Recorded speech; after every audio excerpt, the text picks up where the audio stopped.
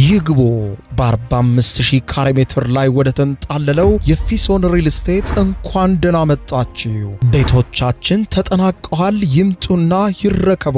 በተንጣለለው የፊሶን መንደር ታውን ሃውስ፣ ቪላና አፓርትመንት እንደ ምርጫው አቀርበናል። ዘመናዊና ቅንጡ አፓርትመንቶቻችን ከባለ 1 እስከ ባለ 3 መኝታ ተሰናድተዋል። እርሶን ይጠብቃሉ።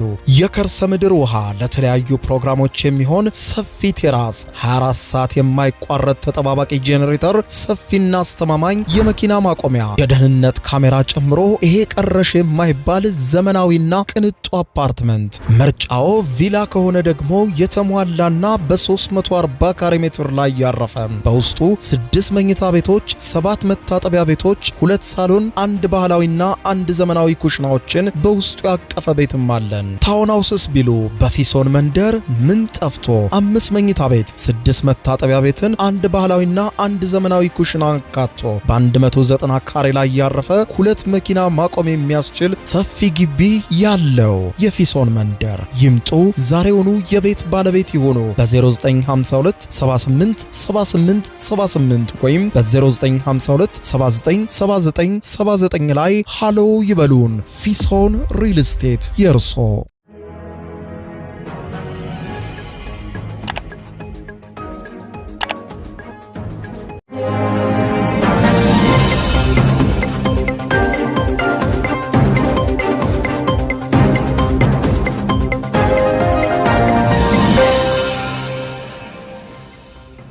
ጤና ይስጥልኝ ክቡራትና ክቡራን የዩቲዩብ ቻናል ቤተሰቦች፣ የሰዓቱን ሰበር መረጃዎች ይዤ ቀርብ ያለው። በርከት ያሉ መረጃዎች በፍጥነት ዩቲዩብ ላይ ሲጫኑ ቀድሞ ለእናንተ የማስታወቂያ መልእክት ወይም ኖቲፊኬሽን እንዲደርሷችሁና ታማኝ ዓለም አቀፍ መረጃዎችን በየሰዓታቱ ልዩነት እንድትከታተሉ የዩቲዩብ ቻናሌን ሰብስክራይብ በማድረግ የደወል ምልክቷን መጫን አትዘንጉ። ወደ ሰበር መረጃው አለፍኩ። በዚህ ሰዓት የመረጃ ጊዜ ከምታደምጧቸው ሰበር መረጃዎች መካከል በቀዳሚነት ኢራን ከአሜሪካ ሊሰነዘርባት የሚችልን ጥቃት ለመከላከል ከዚህ ቀደም ከነበራት 7 ሚሊዮን ወዶ ዘማቾች ወደ 14 ሚሊዮን ማደጉንና 14 ሚሊዮን የሚሆን የኢራን ጦርም የአሜሪካን ጥቃት ለመቋቋም በተጠንቀቅ መዘጋጀቱን ገልጻለች። ከዚህም ባሻገር ለሚሰነዘርባት ጥፋት የምትሰጠው አጸፋ እጅግ በጣም ከባድ እንደሚሆንም ገልጻለች። ይህ 14 ሚሊዮን የሚሆን ኢራናውያን የተቀላቀሉት የወዶ ዘማቾችና የኢራን ጦር ስብስብ ሁኔታን በተመለከተ በመላው ዓለም መነጋገሪያ ሆኗል። የኢራኑ ፕሬዝዳንት መሱድ ፔዜሽኪያን በሰጡት መግለጫ እኔን ጨምሮ 14 ሚሊዮን ጦራችን ለመሰዋት ተዘጋጅቷል፣ ወደ ኋላ አንልም፣ እጅም አንሰጥም፣ እየተሰዋን ሀገራችንን እናስቀጥላለን ሲሉ ቁርጠኝነታቸውን ገልጸዋል። በዝርዝር ይህንን መግለጫ የማስደምጣቸው ይሆናል። በሌላ በኩል ይህ ጦርነት ከተጀመረ ጊዜ ጀምሮ ጥቃት ደርሶባቸዋል፣ የት እንዳሉ አይታወቁም ሲባሉ የነበሩት የኢራኑ መንፈሳዊ መሪ ሙጅታባ ካሚኒ የት እንዳሉ መታወቁ ተዘግቧል። ለመሆኑ የት ነው ያሉት? በጤና ሁኔታቸውስ ምን ይመስላል? የሚለውን በዝርዝር የወጣውን ዘገባ የማስደምጣችሁ ነው የሚሆነው። በሌላ በኩል የአሜሪካው አክሲዮስ የዜና ወኪል ፕሬዝዳንት ዶናልድ ጄ ትራምፕን በተመለከተ ያወጣው መረጃ በጣም አስፈሪ ነው። ፕሬዝዳንቱ ለጦርነቱ ከፍተኛ ፍላጎት እንዳላቸውና በፍጹም የድርድር ሁኔታን እንደማይደግፉ በቃላቸው ብቻ ይህንን እንደሚሉት ከቅርብ ምንጮች መረጃ አግኝቻለሁ ይላል። ይህንን በተመለከተ የተሰማውን ዝርዝር መረጃ የማስደምጣችሁ ነው የሚሆነው። ኢራን ዛሬ በመካከለኛው ምስራቅ ሀገራት ላይ ጥቃት መፈጸሟን ቀጥላለች። በሌላ በኩል በሷም ላይ ከባድ ጥቃት እየተፈጸመባት ይገኛል። የእስራኤል ጦርም በዛሬው ዕለት ረፋዱን ባወጣው መግለጫ መላው ኢራናውያን በፍጹም በዛሬው ዕለት በባቡር እንዳይጠቀሙ ከባድ ጥቃትና ጥፋት እየመጣ እንደሆነ ገልጿል። ይህንን በተመለከተም በሰፊው የምታደምጡት መረጃ ይኖራል። እስከ ፍጻሜ ቆዩ። ዝርዝሩን አድምጡ ግብዣይ ነው። ወደ ሰበር መረጃዎቹ ዝርዝር አለፍኩ። አብረን እንከታተለው። በቅድሚያም ከጦርነቱ መፈንዳት ጀምሮ እስካሁን ድረስ የት እንዳሉ በማይታወቅ ሁኔታ ውስጥ የነበሩት የኢራኑ አዲሱ ጠቅላይ መሪ ሙጅታባ ካሚኒ ያሉበት ትክክለኛ ሁኔታና ስፍራ ለመጀመሪያ ጊዜ ይፋ ሆኗል። ዘ ታይምስ የተሰኘው የአሜሪካው ታዋቂ ጋዜጣ የአሜሪካና የእስራኤል የስለላ መረጃዎችን ጠቅሶ በዛሬው ዕለት እንደዘገበው ከሆነ ጠቅላይ መሪው ራሳቸውን ስተው እጅግ አሳሳቢ በሆነ የጤና ሁኔታ ውስጥ እንደሚገኙ ዘግቧል። ከፌብሩዋሪ 28 የጦርነቱ መክፈቻ ጥቃት ጀምሮ ጉዳት እንደደረሰባቸው ሲገመቱ የነበሩት ሙጅታባ ካሚኒ በአሁኑ ሰዓት በኢራኗ ቅድስት ከተማ ቁም ውስጥ የሕክምና እርዳታ እየተደረገላቸው ሲሆን ሀገሪቱን የማስተዳደርም ሆነ በማንኛውም የመንግስት የውሳኔ አሰጣጥ ላይ የመሳተፍ አቅም እንዳጡ የስለላ መረጃው አረጋግጧል። በውክልና የሚወጡ መግለጫዎች ቢኖሩም ጠቅላይ መሪው ስልጣን ከያዙበት ጊዜ አንስቶ እስካሁን ድረስ በአደባባይ ታይተው አያውቁ። ከዚሁ ጋር ተያይዞም ዘ ታይምስ ያወጣው ሌላኛው መረጃ እንደሚያመለክተው በአሜሪካና እስራኤል ጥቃት የተገደሉት የቀድሞ ጠቅላይ መሪና የሙጅታባ አባት አሊ ካሚኒ አስክሬን በዚሁ በሺያ እስልምና እጅግ ቅድስት በምትባለው ከተማ ቁም ውስጥ ለቀብር እየተዘጋጀ መሆኑም ተመልክቷል። በሌላ በኩል የአሜሪካው መገናኛ ብዙሃን የሆነው አክሲዮስ የዜና ወኪል የአሜሪካው ፕሬዝደንት ዶናልድ ጄ ትራምፕ ሁለት ከፍተኛ የሆነው ውሳኔ መወሰን ያለባቸው ፈተና ውስጥ ወድቀዋል ይላል። የአሜሪካው ፕሬዝደንት ዶናልድ ጄ ትራምፕ የኢራንን መሰረተ ልማቶች ሙሉ በሙሉ ለማውደም ያስቀመጡት ቀነ ገደብ በዛሬው ዕለት ምሽት ከሰዓታት በኋላ ያበቃል። አክሲዮስ የዜና ወኪል እንደሚለው ደግሞ በርካታ ከፍተኛ የአሜሪካ ባለስልጣናትን ጠቅሶ በዘገበው ዘገባ ፕሬዝደንት ትራምፕ ከፊታቸው ሁለት ከባድ ውሳኔዎች ተደቅነዋል። አንደኛው ቀነ ገደቡን ተጠቅመው የኢራንን ድልድይና የኃይል መሰረተ ልማቶች ማጋየት ሲሆን ሁለተኛው ደግሞ በፓኪስታን ግብጽና ቱርክ አሸማጋይነት የሚካሄደውን ድርድር ተጨማሪ ጊዜ ልስጠው በማለት ለተወሰኑ ቀናት ግጭቱን ማራዘም። ይህንን በተመለከተ አክሲዮስ የዜና ወኪል እንደሚለው ከሆነ በአሜሪካ ነጩ ቤተ መንግስት ውስጥ ያለው መረጃ ግን እጅግ አስደንጋጭ ነው ይላል። አንድ የአሜሪካ ባለስልጣን ለአክሲዮስ የዜና ወኪል ሲናገሩ ፕሬዝደንት ትራምፕ በአስተዳደራቸው ውስጥ ካሉ ባለስልጣናት ሁሉ እጅግ አክራሪና ጦርነት ናፋቂ ሆነዋል ይላል። ፕሬዝደንቱ እጅግ አስደንጋጭ በመሆነ ሁኔታ ለጦርነት እየተዘጋጁ ነው በማለት ገልጸው ባለስልጣኑ የመከላከያ ሚኒስትሩ ፒት ሄግሴት ወይም የውጭ ጉዳይ ሚኒስትሩ ማርኮ ሩቢዮ ጦርነቱን እየገፉት ነው የሚለውን ወሬ አስተባብለው እነዚህ ሰዎች ከፕሬዝደንቱ ጋር ሲነጻጸሩ እንደ ርግብ የዋህ ማለት ይቻላሉ። ፕሬዝደንት ትራምፕ ጦርነቱን በከፍተኛ ጭካኔ ነው ወደፊት እንዲቀጥል የሚፈልጉት ብለዋል። እስካሁንም ቀነ ገደቡን ያራዘሙት ጦርነቱን ለማቆየት አስበው ሳይሆን ነገር ግን እየደረሰባቸው ባላ ጫና ምክንያት ነው ብለዋል። አሁን ግን ጦርነቱን ለመቀጠል ይበልጥ ፍላጎት ያላቸው ፕሬዝደንቱ እንደሆኑም ገልጿል።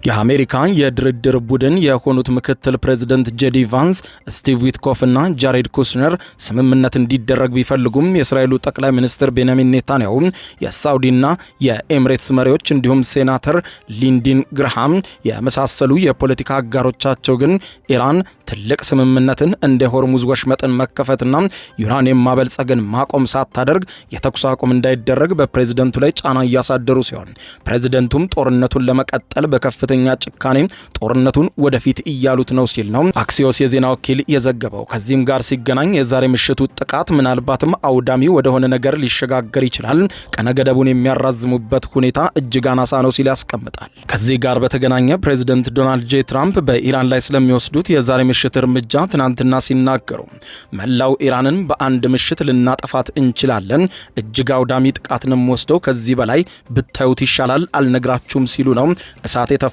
ንግግራቸውን የቀጠሉት። በዚህ እንዳለ ኢራን ዛሬ ረፋዱን ባወጣችው መግለጫ 14 ሚሊዮን ኢራናውያን ወዶ ዘማቾች ሆነው ከዚህ ቀደም 7 ሚሊዮን የነበሩ ወዶ ዘማቾችን ተቀላቅለው በተጠንቀቅ ሀገራቸውን ለመጠበቅና ለመሰዋት ተዘጋጅተዋል ስትል ኢራን 14 ሚሊዮን የሚሆን ጦር እንዳዘጋጀች ዛሬ ረፋዱን ይፋ አድርጋለች። የአሜሪካ አውዳሚ ዛቻን ተከትሎ የኢራን መንግስት ህዝቡን ለጦርነት እያዘጋጀ መሆኑን በይፋ በዛሬው ዕለት በቴሌቪዥኑ የገለጸ ሲሆን የኢራኑ ፕሬዝደንት መሱድ ፔዜሽኪያን በማህበራዊ ትስስር ገጻቸው ከደቂቃዎች በፊት እንዳሰፈሩት ከሆነ እጅ አንሰጥም በፍጹም ብለዋል። ከ14 ሚሊዮን በላይ የሚሆኑ ጀግና ኢራናውያን ወደን እንዘምታለን ብለው ጦራችንን ተቀላቅለዋል። በህይወታቸውን ለመሰዋትና ሀገራቸውን ለመጠበቅም ቁርጠኝነታቸውን ገልጸዋል፣ እኔን ጨምሮ ብለዋል። ፕሬዝደንቱ አክለውም ህዝቡን አዝምተን እኛን ቀርም በማለት የገለጹ ሲሆን እኔም ለኢራን ስል ህይወቴን እሰዋለሁ፣ አሁንም መስዋዕት ሆኜ ከፊት ለፊት ጦርነቱን እመራለሁ እንጂ ከኋላ ሆኜ ሰዎችን አላስጨርስም ብለዋል። ወደፊትም ይህንኑ ማድረጌን እቀጥላለሁ፣ ለሀገሬ ስል እሰዋለሁ ብለዋል ፔዜሽኪያን። ከዚህ ቀደም የኢራን ጦር ሲገልጽ እንደነበረው በተለይም ደግሞ 7 ሚሊዮን የሚሆን ጦር ከፊት ለፊት እንደተሰለፈና ለመዋጋት እንደሚፈልግ ወዶ ዘማች ሆኖ መቀላቀሉ ተገልጾ ነበር። አሁን አሁን ቁጥሩ በእጥፍ አድጎ 14 ሚሊዮን ወዶ ዘማች እንደገባም ተገልጿል። የ90 ሚሊዮን ህዝብ ሀገር የሆነችው ኢራን ይህንን የ14 ሚሊዮን በጎ ፈቃደኛ ወዶ ዘማቾች ቁጥር ከዚህ ቀደም ከሚታወቀው እጥፍ የሆነውን ይፋ ያደረገችው አሜሪካን ልትፈጽም ያሰበችውን የፈንጂ ድብደባ ለማስፈራራት ወይም ለማስቀረት በማለም ሳይሆን በትክክልም ኢራናውያን እዚህ ቁጥር ጦርነቱን እየተቀላቀሉ እንዳሉ አመላካች የሆኑ መረጃዎች ከኢራን መሰማታቸውን መገናኛ ብዙሃን ዘግበዋል። ጦርነቱ ከጀመረበት ከየካቲት 24 አንስቶ እስካሁን ቢያንስ 2076 ኢራናውያን ሲገደሉ 26500 የሚሆኑ ኢራናውያን ቆስለዋል። ከሟቾቹ መካከልም እንደ አሊ ኻሜኒ የብሔራዊ ደህንነት ምክር ቤት ጸሐፊ የነበሩት አሊ ላሪጃኒን የመሳሰሉ ከፍተኛ ባለስልጣናትም ይገኙበታል። በቀጠናው ላይ ያጠላው የፍርሃትና የጥቃት ድባብም መላው መካከለኛው ምስራቅን በፍርሃት አረዶታል። ምክንያቱም ትራምፕ የድንጋይ ዘመን በኢራን ውስጥ ይከሰታል ካሉ በኋላ ኢራን ያ የድንጋይ ዘመን ኢራን ብቻ የምታየው ሳይሆን መላው መካከለኛው ምስራቅ በሙሉ የሚያየው ነው፣ አጥፊ የሆነ ሰርፕራይዝ የሆነ ጥቃት ነው የሚፈጽመው ማለቷ ይታወቃል። ዛሬም ኢራን የማያባራ ጥቃቷን እስከ ረፋዱ ድረስ ቀጥላበት ነበር። ሳዑዲ አረቢያ እንዳለችው የመከላከያ ሚኒስትሯ በኩል በሰጠችው መግለጫ ከጥቂት ሰዓታት በፊት ወደ ሀገሪቱ የተተኮሱ 18 ሰው አልባ በራሪ አውሮፕላኖችን መታመጣሏን ሳዑዲ አረቢያ አስታውቃለች። ሳዑዲ አረቢያ ከባህሬን ጋር የሚገናኘውን ብቸኛውን የየብስ መንገድ የሆነውን ኪንግ ፉአድ ኮዝዌይ የተሰኘውን ድልድይ ሙሉ በሙሉ ዘግተዋለች። ይህ የሆነውም ኢራን የአሜሪካ የባህር ኃይል በሚገኝበት የሳውዲ ምስራቃዊ ግዛት ላይ ጥቃት ፈጽማለሁ ብላ መዛቷን ተከትሎ ነው። ባህሬንን በተመለከተም በአደጋ ጊዜ ማስጠንቀቂያ ሳይረኖች የተሰሙ ሲሆን በርከት ያሉ ሚሳኤሎችና ሰው አልባ በራሪ አውሮፕላኖች በዛሬው ዕለት ከኢራን ወደ ባህሬን ተተኩሰዋል።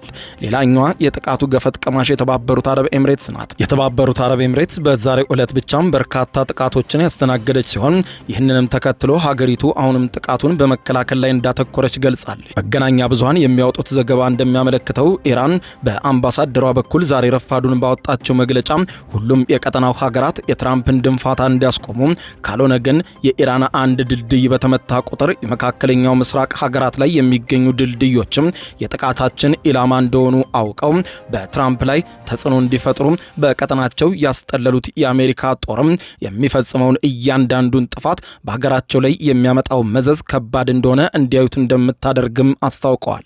የበዚህ እንዳለ የእስራኤል ጦር ኢራናውያን ዛሬ በባቡር እንዳይጠቀሙ በማለዳው ባሰራጨው ዘገባ አስጠንቅቋል።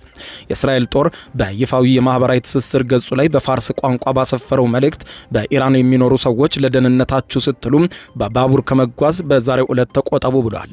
ማስታወቂያውም በመላ ሀገሪቱ ለሚኖሩ ኢራናውያን መሆኑን የገለጸው ጦሩ በኢራን ሰዓት አቆጣጠር እስከ ምሽቱ 3 ሰዓት ድረስ ማስጠንቀቂያው እንደሚቆይ ገልጾ በባቡር ከመሳፈር ተቆጠቡ፣ የታሰበ አንዳች መዓት አለ ብሏል። አክሎም በባቡር ውስጥ መሆንና በባቡር ሀዲዶች አቅራቢያ መገኘት ሕይወታችሁን አደጋ ላይ ይጥለዋልም ብሏል። የእስራኤል ጦር ማስጠንቀቂያ የተሰማው የአሜሪካው ፕሬዝዳንት ዶናልድ ጄ ትራምፕ በመላው ኢራን የሚገኘውን የሲቪል መሰረተ ልማቶች ላይ ጥቃት ለመሰንዘር መዛታቸውን ተከትሎ ነው። ሰኞ ምሽት የእስራኤል ጦር ከአገዛዙ ጋር ግንኙነት ያላቸው የቴህራን መሰረተ ልማቶችን ኢላማ በማድረግ ተደጋጋሚ ጥቃቶች መፈጸሙንና የሄዝቦላን አባላት መግደሉን ተከትሎ ነው። ከዚህም ውጪ የእስራኤል ጦር ከኢራን ወደ እስራኤል የተወነጨፉ ሚሳኤሎችን መቀልበሱንም አስታውቋል። በዚህ እንዳለ የተባበሩት መንግስታት ድርጅት የሰብአዊ ቡድን በኢራን ያለው ሁኔታ እየተባባሰ ነው ሲል ዛሬ መግለጫ አውጥቷል። የተባበሩት መንግስታት ድርጅት የሰብአዊ ጉዳዮች ማስተባበሪያ ቢሮ ኦቻ ባወጣው በዚህ መግለጫ ጥቃቶች በመላው ኢራን እየተፈጸሙ በመሆናቸው በኢራናውያን ላይ እየተፈጸመ ያለው ሰብአዊ ሁኔታ እጅግ በጣም እየተባባሰ ነው ብሏል። እንደ አውሮፓውያን አቆጣጠር ከመጋቢት 17 እስከ ሚያዝያ 3 ባለው ጊዜ ውስጥ በአውሮፕላን ማረፊያዎች፣ በሆስፒታሎች፣ የመኖሪያ አካባቢዎች፣ በገበያዎች፣ በትምህርት ቤቶች፣ የኢንዱስትሪ መንደሮችና የባህል ቅርስ ስፍራዎች ላይ በተፈጸሙ ተከታታይ ጥቃቶች በሰላማዊ ሰዎች ላይ የሚደርሰው ጉዳት በከፍተኛ ሁኔታ ጨምሮታል ሲል ቡድኑ ገልጿል። ኦቻም ጦርነቱ ከጀመረበት ጊዜ አንስቶ እስከ መጋቢት 30 ድረስ ከ2100 በላይ ንጹሃን ዜጎች መገደላቸውን፣ ከ27900 በላይ ደግሞ መቁሰላቸውን እንዲሁም ከ3.8 ሚሊዮን በላይ ሰዎችም በአንድም ሆነ በሌላ መንገድ ጦርነት እንደጎዳቸውም አስታውቋል። በሌላ በኩል በመካከለኛው ምስራቅ በአሜሪካ እስራኤልና ኢራን መካከል እየተካሄደ ያለው ጦርነት ያስከተለው የነዳጅና የኃይል አቅርቦት ቀውስ የቀጠናውን ሀገራት ከባድ ፈተና ውስጥ እየከተታቸው ይገኛል።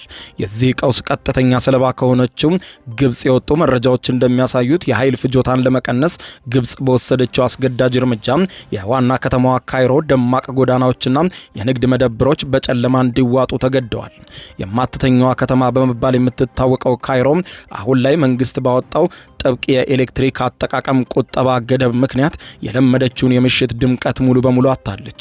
የንግድ መደብሮች፣ ካፌዎች፣ የገበያ ማዕከሎችና የማስታወቂያ ቦርዶች በምሽት መብራቶቻቸውን እንዲያጠፉ ተገደዋል።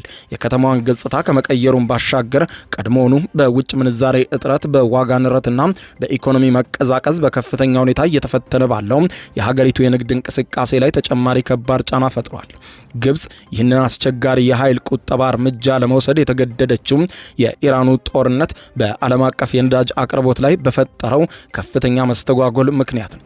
በተለይም የሆርሙዝ ባህረ ሰላጤ መዘጋትን ተከትሎ በዓለም አቀፍ ገበያ የነዳጅና የተፈጥሮ ጋዝ ዋጋ በከፍተኛ ሁኔታ ማሻቀቡ ሀገሪቱ የኃይል ማመንጫዎች በገበያዎቿን በሙሉ አቅም ለማሰራት የሚያስችል የነዳጅ አቅርቦት እንዳታገኝ አድርጓታል። ግብጽ በዚህ የኃይል አቅርቦት እጥረት ምክንያት ከተጎዱ በርካታ ሀገራት መካከል ቀዳሚዋ ስትሆን ይህ ክስተትም የኢራን ጦርነት አድማሱን በማስፋት ከፍተኛ ተፋላሚዎችን አልፎ በሌሎች የዓለም ሀገራትም የኢኮኖሚውና የብሔራዊ ደህንነት ላይ ምን ያክል አስከፊ መዘዝ እያስከተለ እንደሆነ በግልጽ የሚያሳይ ሆኗል ተብሏል። ጦርነቱ በአፋጣኝ እልባት የማያገኝ ከሆነ በግብጽ የተጀመረው የኃይል መቆራረጥና የከተሞች መጨለም ቀውስ ይበልጥ ተባብሶ ሊቀጥል እንደሚችልም የኢኮኖሚ ተንታኞች ከወዲሁ እያስጠነቀቁ በዚህ እንዳለ ግጭቱ ወደ ቀይ ባህር የባብኤል መንደብ አካባቢ ይስፋፋል መባሉን ተከትሎ የጅቡቲ ወደብ ለኢትዮጵያ ጭነቶች ልዩ ቅድሚያ እንደሚሰጥ ገልጿል።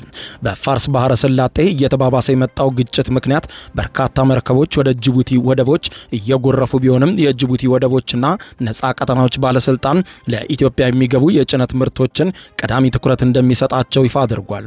ባለስልጣኑ ሰብሳቢ የሆኑት አቡበከር ኡመር ሃዲ እንደገለጹት ከሆነ በመደበኛነት ወደ ጀበል አሊ ወደ ዱባይ ያመሩ የነበሩ መርከቦች አሁን ላይ መዳረሻቸውን ወደ ጅቡቲ እየቀየሩ ነው። ይሁን እንጂ ጅቡቲ ከሆርሙዝ ሰርጥ ርቃ በህንድ ውቅያኖስ ደጃፍ ላይ በመገኘቷ የጸጥታ ስጋት እስካሁን እንደሌለባት፣ የንግድ ፍሰቱም በሰላም እየቀጠለ መሆኑን ሰብሳቢው አረጋግጠዋል። ምንም እንኳን የመርከቦች ቁጥር መጨመር የወደብ መጨናነቅ ሊያስከትል ይችላል የሚል ስጋት ቢኖርም ጅቡቲ 6 የጥልቅ የባህር ወደቦች ስላሏት ይህንን ችግር እንደምትቋቋመው ተገልጿል። ሰብሳቢው አቡበከር እንዳብራሩት ከሆነ ሊፈጠር የሚችለውን የመሬት ላይ ትራንስፖርት መጨናነቅ ለመቀነስ ጭነቶችን ከመርከብ ወደ መርከብ የማሸጋገር ስራዎችም ይከናወናሉ ብለዋል። ለኢትዮጵያና የሚመጡ ስትራቴጂካዊ ምርቶች በተለይም እንደ ማዳበሪያ ያሉ የግብርና ግብዓቶች ያለምንም መስተጓጎልና መዘግየት እንዲስተናገዱ ልዩ መመሪያ መውረዱንም ሰብሳቢው ለካፒታል ጋዜጣ በሰጡት ቃለ ምልልስ አረጋግጠዋል። በየመኑ አንሱሩላ ሀውቲ ኃይሎች ሊሰነዘር ስለሚችል ጥቃት የተጠየቁት ሰብሳቢው ወደ ጅቡቲ የጥቃት ኢላማ እንደማትሆን ያላቸውን እምነት እስካሁን ገልጸው የጅቡቲ ወደቦች የሚገኙት ከባብኤል መንደብ በስተደቡብ በቀይ ባህር መግቢያ ላይ በመሆኑ ከቀውሱ ቀጠና ተጽዕኖ ነፃ መሆኑን ጠቁመዋል። ጅቡቲ በአሁኑ ወቅትም ራሷን እንደ ዓለም አቀፍ የጭነት ማስተላለፊያ ማዕከል ለማስተዋወቅ ሰፊ እድል ቢኖራትም የክልሉን የፖለቲካ ሁኔታ ግምት ውስጥ በማስገባት በጣም ታዋቂ መሆን አደገኛ ነው በሚል ጥንቃቄ የተሞላበት አካሄድ እየተከተለች መሆኑንም አመልክቷል። በመጨረሻም የተባበሩት መንግስታት ድርጅት የጸጥታው ምክር ቤት በሆርሙዝ ወሽመጥ መርከቦችን ለመጠበቅ ድምፅ ሊሰጥ እንደሆነ ተዘገበ። የመንግስታቱ ድርጅት የጸጥታው ምክር ቤት በኢራን ለአብዛኛው መርከቦች የተዘጋውን ቁልፍ የባህረ ሰላጤውን መተላለፊያ ለማስከፈት ነው ድምፅ እንደሚሰጥ የተገለጸው። የጸጥታው ምክር ቤት ፕሬዝደንት የሆነችው ባህሬን ያቀረበችው የውሳኔ ሀሳብ ባለፈው ሳምንት ቀርቦ የነበረ ሲሆንና ወደዚህ ሳምንት መሸጋገሩ መዘገቡ አይዘነጋም።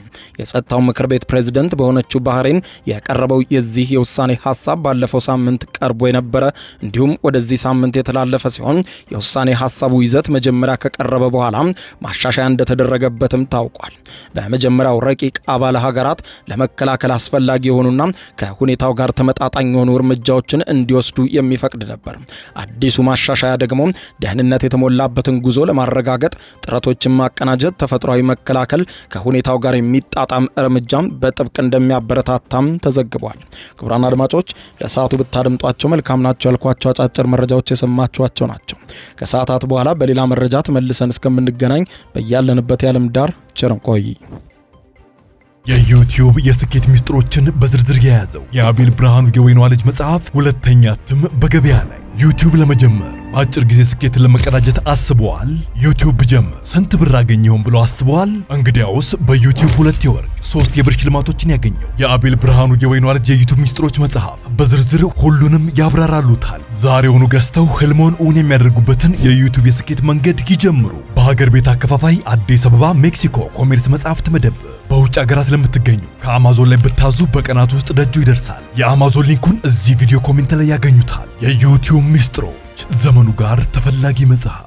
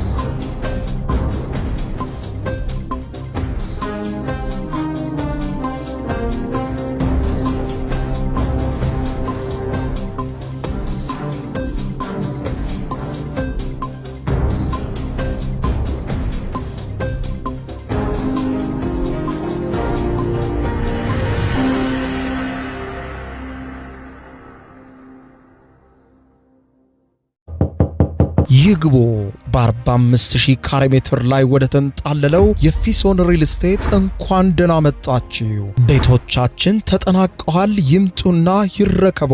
በተንጣለለው የፊሶን መንደር ታውን ሃውስ፣ ቪላና አፓርትመንት እንደ ምርጫው አቀርበናል። ዘመናዊና ቅንጡ አፓርትመንቶቻችን ከባለ 1 እስከ ባለ 3 መኝታ ተሰናድተዋል። እርሶን ይጠብቃሉ። የከርሰ ምድር ውሃ፣ ለተለያዩ ፕሮግራሞች የሚሆን ሰፊ ቴራስ፣ 24 ሰዓት የማይቋረጥ ተጠባባቂ ጄኔሬተር፣ ሰፊና አስተማማኝ የመኪና ማቆሚያ፣ የደህንነት ካሜራ ጨምሮ ይሄ ቀረሽ የማይባል ዘመናዊና ቅንጡ አፓርትመንት። ምርጫው ቪላ ከሆነ ደግሞ የተሟላና በ340 ካሬ ሜትር ላይ ያረፈ በውስጡ 6 መኝታ ቤቶች፣ 7 መታጠቢያ ቤቶች፣ 2 ሳሎን፣ 1 ባህላዊና 1 ዘመናዊ ኩሽናዎችን በውስጡ ያቀፈ ቤትም አለን። ታውን ሃውስስ ቢሉ በፊሶን መንደር ምን ጠፍቶ 5 መኝታ ቤት፣ 6 መታጠቢያ ቤትን፣ 1 ባህላዊና 1 ዘመናዊ ኩሽና አካቶ በ190 ካሬ ላይ ያረፈ 2 መኪና ማቆም የሚያስችል ሰፊ ግቢ ያለው የፊሶን መንደር። ይምጡ፣ ዛሬውኑ የቤት ባለቤት ይሆኑ። በ0952 78 78 78 ወይም በ0952 79 79 79 ላይ ሃሎ ይበሉን። ፊሶን ሪል ስቴት የርሶ